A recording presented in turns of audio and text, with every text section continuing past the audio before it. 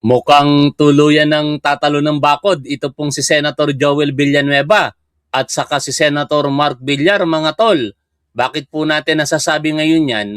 Kasi ito pong si Alan Peter Cayetano, nag-post na po ito sa kanyang Facebook page kanina at sinundan pa ng kanyang live selling na inakyat na po nila sa Korte Suprema ang usapin po ng liderato diyan po sa Senado. Hindi po kasama sa mga senador na tinatawag na Cayetano Block si Joel Villanueva at saka si Mark Villar. Ano kaya ang ibig sabihin nun? Malalaman natin lahat yan bukas kapag dumating sila sa special session na pinatawag ng ating Pangulong Bongbong Marcos at ultimately umanib na sa Gatchalian Block. Pero ang pag-usapan po natin, syempre, yung pag-akyat nitong si Alan Peter Cayetano sa Korte Suprema, which is good, kasi alam ninyo, matagal na nga po natin sinasabi ito sa publiko, partikular sa grupo nitong si Cayetano o sa kanya mismo, na walang ibang tanging paraan para malaman kung sino ba ang tama o mali dito kung hindi dalhin ito sa Korte Suprema at makapag-decide ang Korte Suprema hinggil sa usapin na yan. At ito nga po, yung post ni Alan Peter Cayetano 3 hours ago, sinundan po ito ng kanyang live selling. Pero siyempre, ito po ay sa wikang Ingles, kaya basahin po natin sa wikang Tagalog. Salin po sa Tagalog ni ChatGPT. Panulat ni Alan Peter Cayetano sa kanyang Facebook page. Sabi niya po, maaaring magbago ang mga numero. Ang saligang batas ay hindi. Ang katotohanan ay katotohanan at mananatiling katotohanan. Maaaring magbago ang mga numero, ngunit ang konstitusyon ay hindi. Ang katotohanan ay mananatiling totoo, anuman ang panig na ating kinabibilangan.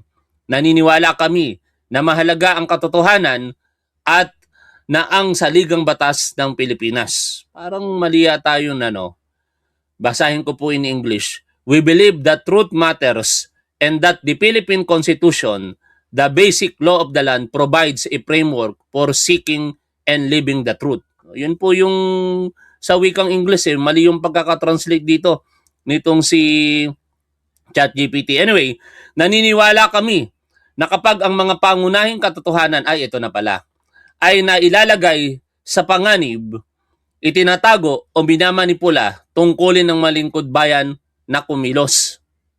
Maging ito man ay ang pagprotekta sa kasarinlan ng Senado mula sa impluwensya ng Malacanang, ang paglalantad ng katotohanan sa likod ng iskandalo sa katiwalian sa mga proyektong flood control at pagkamit ng katarungan sa pamamagitan ng isang patas at walang kinikilingang impeachment trial o ang pagpipigil sa isang mapanganib na charter change. Mahalaga ang katotohanan at ang mga pananggalang na itinakda ng konstitusyon at ng ating mga batas. Ito ang dahilan kung bakit dinala namin ang usaping ito sa Korte Suprema. Kami pa bobolahin mo, Alan Peter Cayetano. Anyway, sabi niya pa po dito, gaya ng ipinaliwanag sa aming petisyon, hindi ito simpleng usapin ng pamumuno sa Senado. Nais itong ilarawan ng mga tumututol na parabang iyon lamang ang issue. Isang payak na paliwanag na madaling baluktutin at gamitin upang lituhin ang taong bayan tungkol sa tunay na mga issue. Nais naming ulitin ang aming sinabi mula pa noong una. Ang mga posisyon sa pamumuno ay pansamantalang pananagutan lamang. Ang mga namumuno sa mataas na posisyon sa pamahalaan ay dumarating at umaalis, nagbabago. Ang mga alyansang pampolitika, umaangat at bumabagsak ang mga mayorya. Ngunit, ang nananatili ay ang mga mithiin ng sambayanang Pilipino, mga mithiin na binibigyan buhay ng mga institusyon ng ating republika at pinangangalagaan ng isang balangkas ang konstitusyon na idinisenyo upang pigilan ang labis na konsentrasyon ng kapangyarihan sa iilang tao. Parang mas appropriate sabihin ito ni Alan Peter Cayetano sa panahon ng panunungkulan ng boss niyang si Rodrigo Duterte. Anyway, ituloy ko po ang binabasa natin. Umiiral ang mga institusyong ito upang matiyak na walang sinuman, walang paksyon at walang administrasyon ang makapaglalagay sa sarili nito sa ibabaw ng batas o makahahadlang sa mga hangarin ng ating mamamayan. Ang petisyong ito ay tungkol sa pangangalaga sa mga institusyong iyon. Ito ay tungkol sa pagtatanggol sa kasarinlan ng Senado bilang isang kapantay na sangay ng pamahalaan. Ito ay tungkol sa pagtiyak na ang mga usaping may kinalaman sa konstitusyon ay malulutas ayon sa batas at hindi dahil sa kaginhawaan ng politika. Higit sa lahat, ito ay tungkol sa pagprotekta sa kakayahan ng Senado na hanapin ang katotohanan saan man ito magdala. Alan Peter Cayetano, hindi ko maunawaan bakit mo sinasabi ang mga bagay na ito sa ngayon. Kung babalikan mo 6 na taon ang nakakalipas, nung ipinadlock mo ang House of Representatives Plenary Hall, appropriate sa iyo itong sinasabi mo. Dapat tiningnan mo sarili mo sa salamin bago mo sinulat ito. Anyway, sabi pa niya, karapatan ng sambayanang Pilipino na malaman kung ano ang nangyari sa bilyong-bilyong pisong inilaan para sa mga proyektong flood control sa buong bansa. Ay, agree ako dyan. Alan Peter Cayetano, kanina ngang umaga tinalakay namin yung balita ng Bilyonaryo News Channel kung saan kongresista ka at tumabo ng flood control project itong Diskaya spouses. Mahigit sa 1 bilyon at 2 bilyon ang pinag-uusapang proyekto na nakuha ng Diskaya spouses sa distrito mo ayon doon sa balita. Kaya ang tanong po namin kaninang umaga, may baho kayang itinatago itong si Senator Alan Peter Cayetano? Tuloy po tayo sa binabasa po natin dito. Karapatan nilang malaman kung bakit patuloy pa ring binabaha ang maraming komunidad sa kabila ng mga dekada ng pag-astak. Itanong mo yan sa First District ng City of Davao kung saan 51 billion pesos ang pinagkatiwala ninyo kay Pulong Duterte. Bahagi ka ng leadership ng House of Representatives noon. Ikaw ang speaker ng binuo ang pondo ni Pulong para sa taong 2020. Si Lord Alan Velasco naman ang speaker ng binuo ang pondo ni Pulong Duterte para sa taong 2021 at 2022. A total of 51 billion pesos, Alan Peter Cayetano. Sabi mo pa dito, karapatan nilang malaman kung nagamit ba ang pondo ng bayan ayon sa layunin nito, kung sino ang nakinabang, kung hindi ito nagamit ng tama, at kung sino ang dapat managot. Ang mga tanong na ito ay mas malaki kaysa sino mang senador, mas malaki kaysa anumang koalisyong pampolitika, at mas malaki kaysa anumang pansamantalang mayorya. Ang mga ito ay tumatagos sa pinakapuso ng tiwala ng publiko. I agree. Alan Peter Cayetano. No? Pero huwag mong kalilimutan na merong dapat malaman ng tao saan napunta, anong nangyari sa mahigit 13,000 flood control projects ng Duterte administration. Dahil dito, ang usapin sa harap ng Korte Suprema ay hindi lamang isang legal na issue, isa rin itong usaping pang-institusyon. Kung maaaring baliwalain ang mga intuntunin ng konstitusyon, tuwing nagiging hindi ito maginhawa sa mga nasa kapangyarihan, magiging vulnerable ang bawat susunod na investigasyon, bawat tungkulin ng pangangasiwa at bawat pagsisikap na papanagutin ang mga may kapangyarihan. Kung maaaring baguhin ang mga patakaran habang nagpapatuloy ang laban, mawawala ang tunay na kasarinlan ng mga institusyon at mawawala rin ang katiyakan ng anumang investigasyon. I do not agree. Wala namang binabago, Alan Peter Cayetano. In fact, sa mga taong ikaw mismo kasama ang iyong kapatid, si Loren Legarda at iba pang mga senador, si Jinggoy Estrada, si Chis Escudero at iba pa, pinahintulutan ninyo noong mga panahong iyon ang 12 bilang ng mga senador para ma-establish ang quorum. At ganun ang nangyari noong June 3. 12 kaya may quorum. Anyway, total, nasa Korte Suprema naman na yan, alamin natin kung ano ang mangyayari sa petisyon na yan. Dako na po tayo dito po sa patunay, no, na baka si Joel Villanueva at saka si Mark Villar, so far baka pa lamang yan, ay tatalo na bukas. Kasi ito na po mga tol. Sa balita po ng ABS-CBN News, nakalagay po dito, hindi kabilang sina Senador Joel Villanueva at Mark Villar sa inihaing petisyon ng Cayetano Black, ng Cayetano Black sa Korte Suprema kaugnay ng liderato sa Senado. Okay? Nako, sandali lamang mga tol, Ay, nako naman, yung Barangay Hinabra, magkano? Mamaya na natin kausapin yan. Okay? Ito nga po, Senators Joel Villanueva, Mark Villar, not included in SC petition filed by Cayetano Black. Ito po ang patunay mga tol.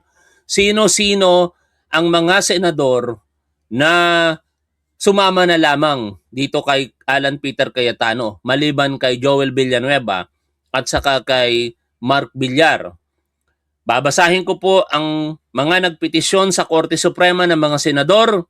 Senator Alan Peter Cayetano, isa Senator Loren Legarda, Senator Pia Cayetano, Senator Jinggoy Estrada, nakakulong na, nakapaghain pa ng petisyon, ayos Senator Christopher Bongo, Senator Rodante Marcoleta, Senator Amy Marcos, Senator Robin Hood Padilla, and Senator Camille Villar plus Attorney Jose Luis Montales.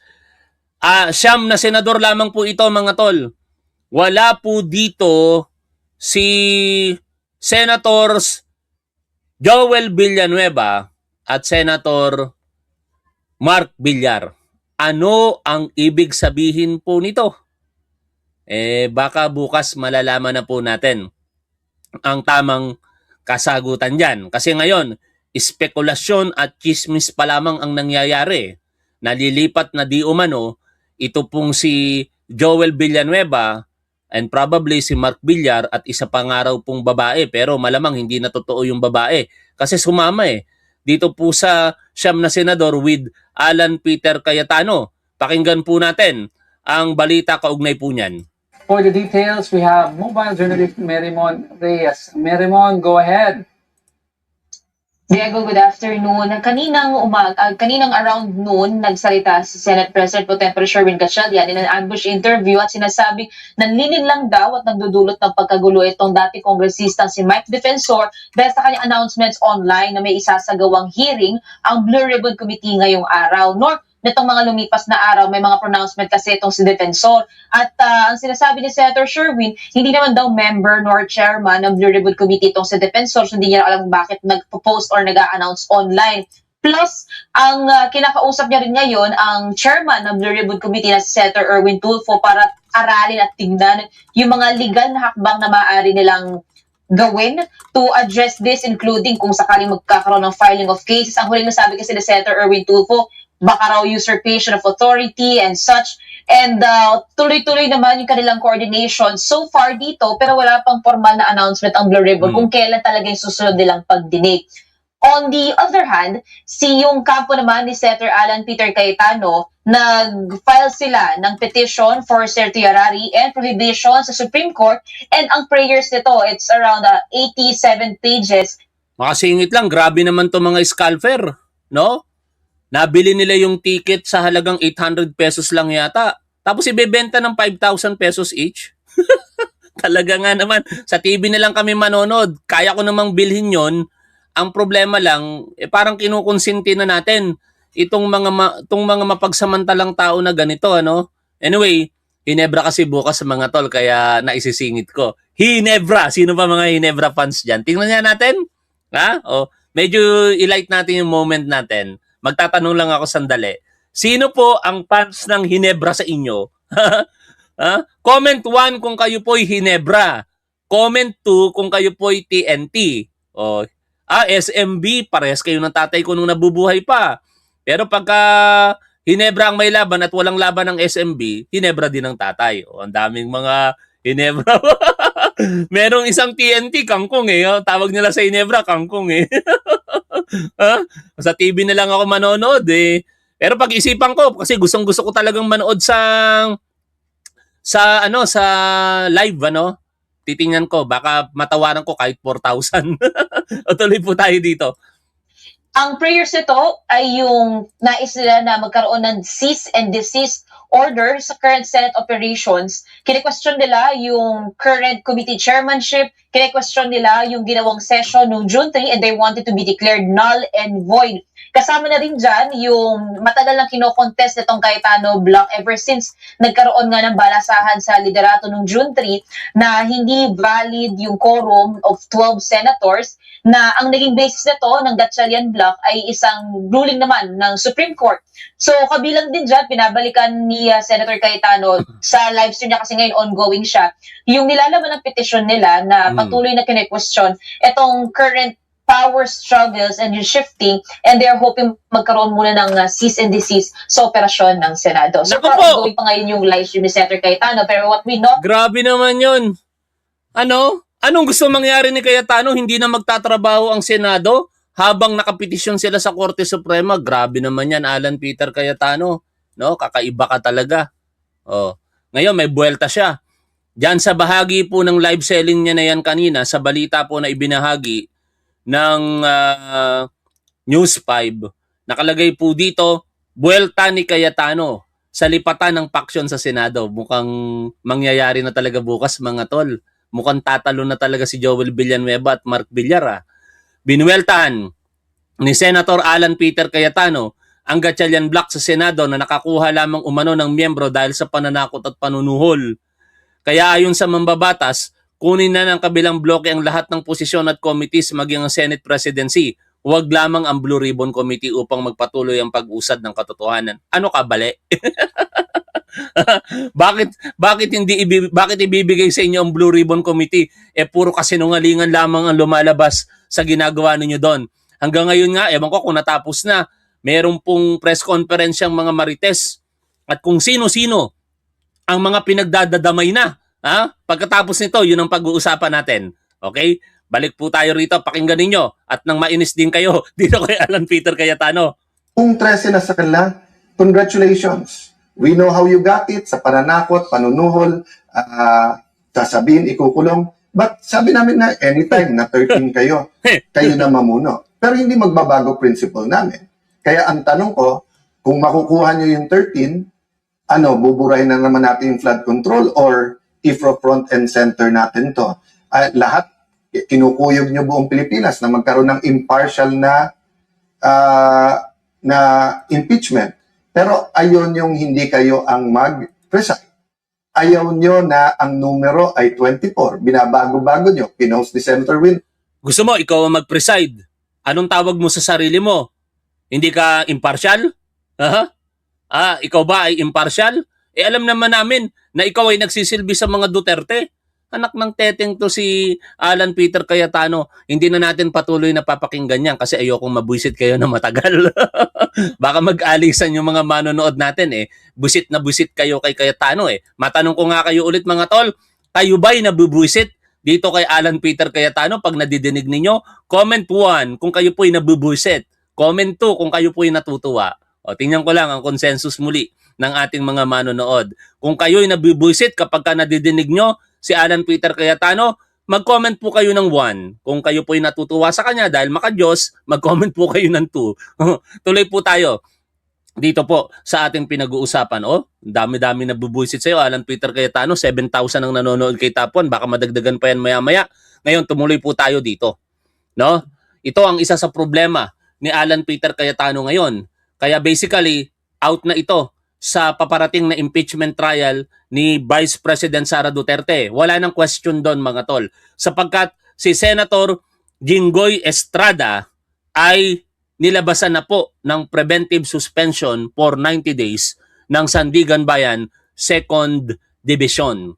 Ayon po sa balita ng ABS-CBN News, the Sandigan Bayan 2nd Division, which is handling Senator Jinggoy Estrada's graft case over the alleged flood control kickback scheme, has ordered his 90-day preventive suspension.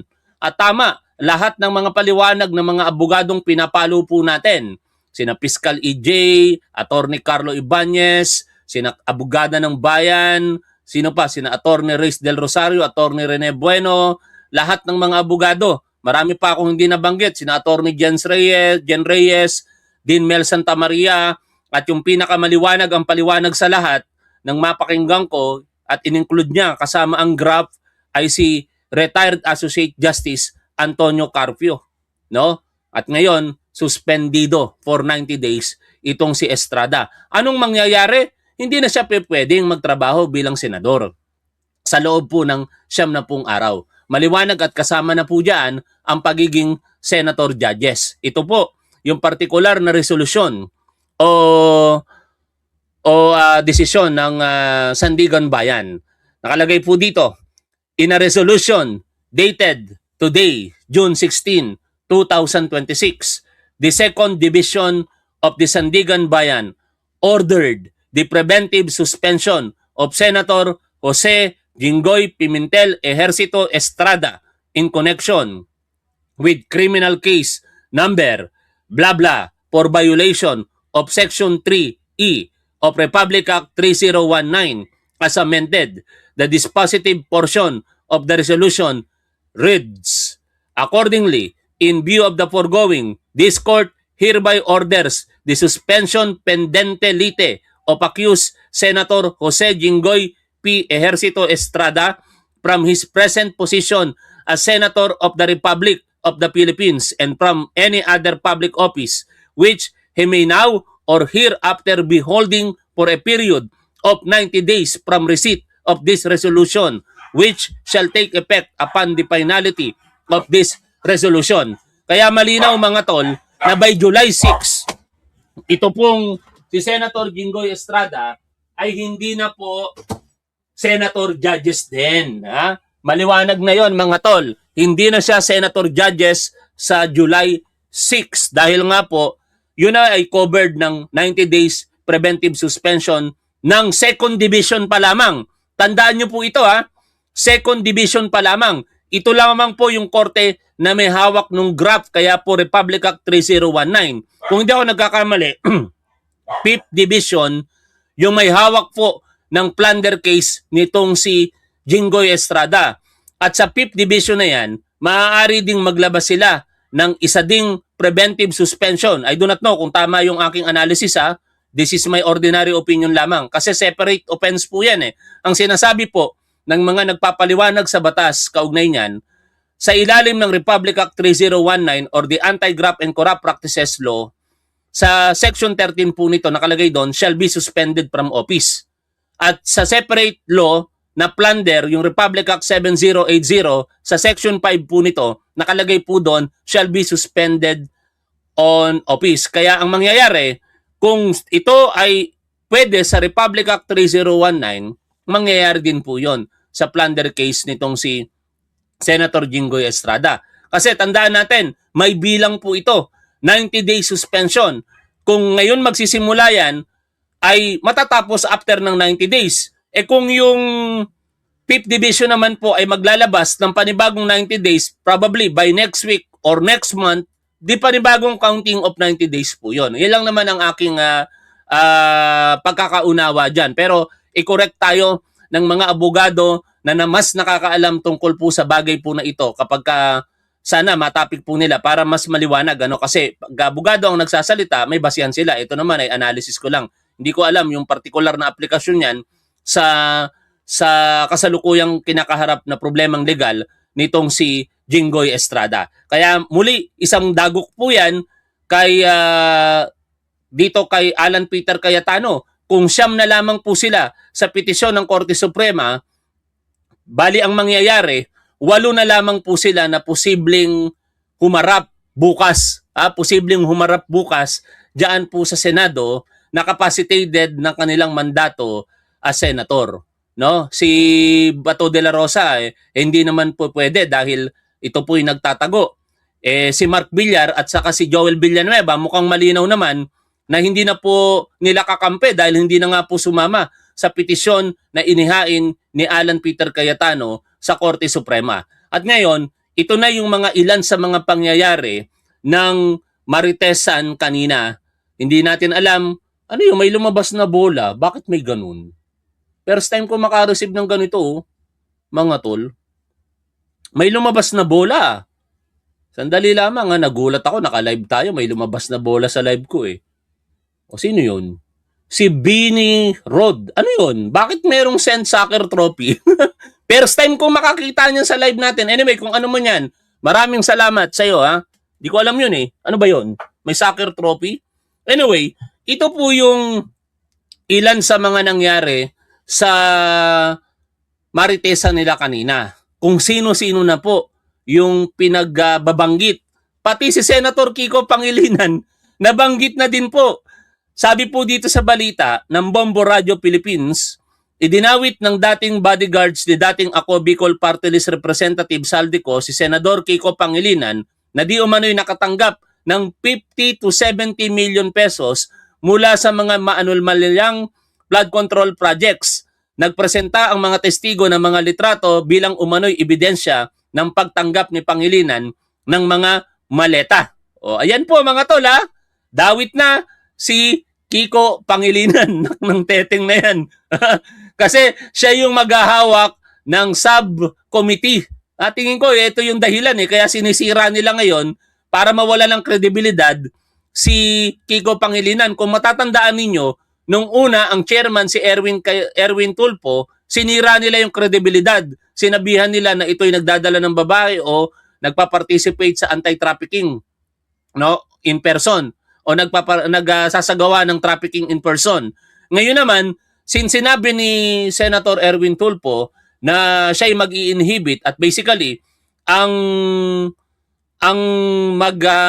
mag-handle ng subcommittee ay itong si Kiko Pangilinan, bigla nang nakatanggap ng maleta.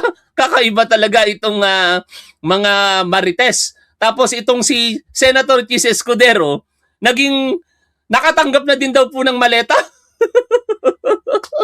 My goodness, anak ng teteng na yan mga tol. Kung sino yung kakampi nila, hindi nakatanggap ng maleta. Pagkakalaban nila, biglang makakatanggap ng maleta.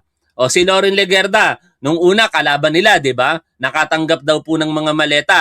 Ito naman pong si Loren Legarda nung kumampi na sa kanila, bigla na daw pong hindi nakatanggap ng maleta. Si Chis Escudero nung kakampi pa nila, hindi po nakatanggap ng maleta. Tapos nung lumaban sa kanila at kumampi sa panig ni Sherwin Gatchalian, nakatanggap na po ng maleta si Chis Escudero at ito na nga po. 4 na maleta na may iba't ibang sukat ang ipinadala umano sa bahay ni Senator Chis Escudero sa New Manila. Ayon sa nagpakilalang dating tauhan ni Saldico. Kakaiba talaga mga tol ha. Pakinggan natin ito. Ano, kaninong bahay ito? Bali, nung time na yan, sir, nag-sir yung advance team, sir, sa pag-deliver, sir, sa bahay ni Chase Escudero, sir.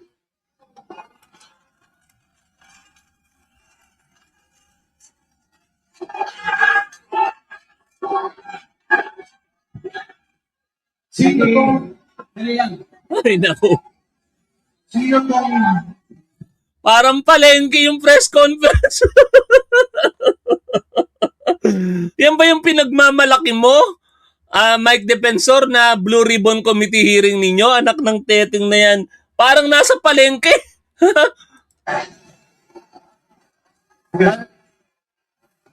okay. Sige. Bali, sir, yung address po, sir, talagang hindi ko po, sir, tukoy, sir, kasi advance team kami nun, sir, bali yung nakakalan, sir, yung driver na. Okay. Pero, sir, dyan, sir, sa loob ng bahay niya, sir, kumain pa kami dyan, sir, ulam namin hipon, kasama ko yung mga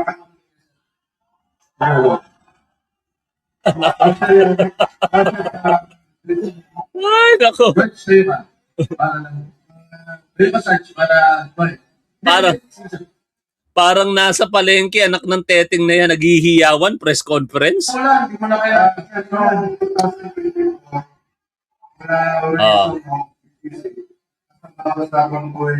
Ayan ha, nakita nyo naman mga tol kung sino-sino idinawit. Tapos eto pa, no, pati si COMELEC Chairperson George Garcia, idinawit din.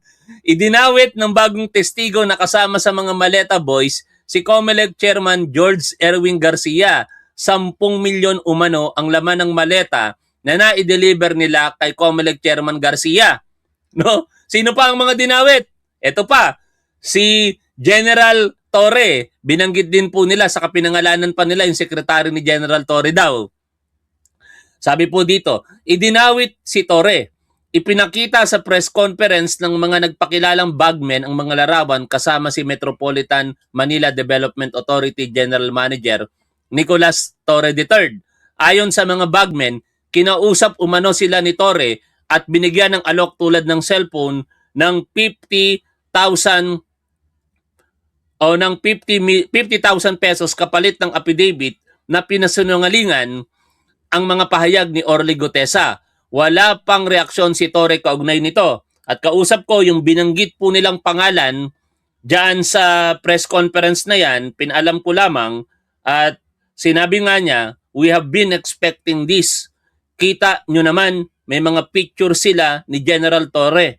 Wala pong itinatago si General Torre. Sa lahat ng mga binanggit nilang involved si General Torre lang, sila may picture. General Torre will speak at the right time para ma-share ang totoong kuwento ng mga ganid na mga 18 Marites na ito. No?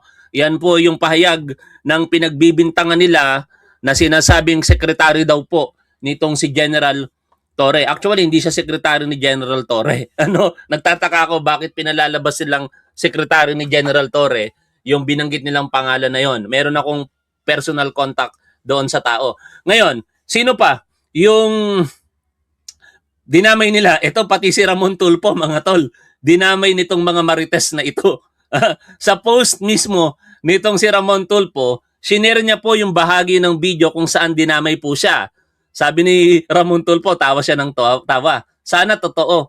Binukulan ako ni Joey De Guzman kung ganoon.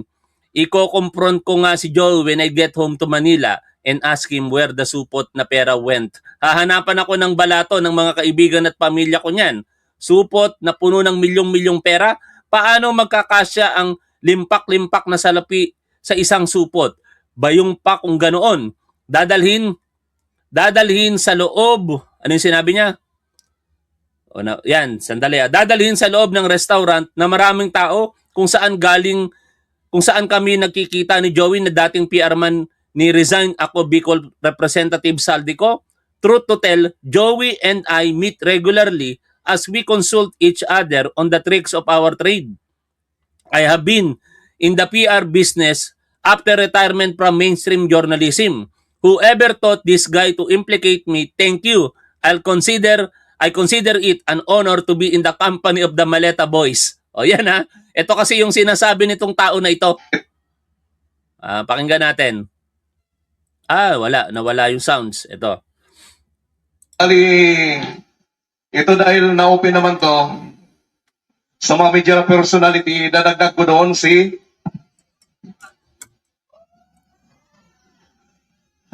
Ramon Tulfo.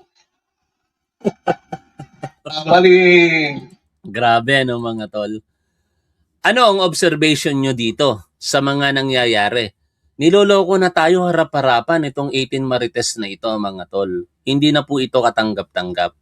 Harap-harapan na pong niloloko ang publiko, kaya sana wag na pong magpaloko ang tao dito. Sa bagay, to be honest with you, sa aking paniniwala, mga DDS na lamang ang naniniwala sa mga ito eh. Kasi obvious naman mga tol ang panloloko nila. Yung pattern ng kanilang statement, alam na alam natin kung sino ang target. Tapos, kapag nagbago ang sitwasyon, nagbabago din po yung affidavit nila. Saan ka naman nakakita ng sitwasyon na sinabi mo ngayon, tapos nagbago lamang yung sitwasyon, magbabago na rin yung affidavit mo sa nakalipas na panahon. No? Ang pinakamagandang halimbawa, si Loren Legarda. Sabi nila, nakatanggap daw po ng maleta si Loren Legarda. Tapos, nung naging kalaban, naging kakampi, hindi na daw nakatanggap. Si Chis Escudero, hindi nakatanggap ng maleta. Ginagawa daw ang tama. Pero nung naging kalaban na nila, biglang nakatanggap ng maleta. Kakaiba talaga mga tol. Anong masasabi ninyo dito po sa ating pinag-uusapan? Paki-comment nyo na lamang po dyan sa chat area ang inyong opinion. Maraming salamat. Lagi nating tandaan kung ano ang tama at dapat doon tayo Keep safe. See you always. Bye for now, mga tol.